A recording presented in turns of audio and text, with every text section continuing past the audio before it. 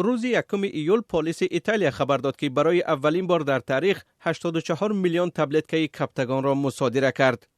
کپتاگون دوایی مدهوش کننده است که هنگام روح افتادگی و بیماری های روانی استفاده می شود.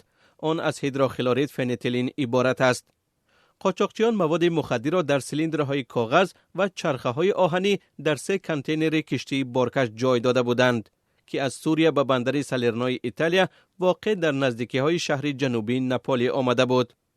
پلیس میگوید 84 میلیون تبلت کپتاگون در بازار تخمینا 1 میلیارد یورو نرخ دارد. به قول خبرنگار ریتر، کپتاگون در منطقه خاور میانه خیلی مشهور است.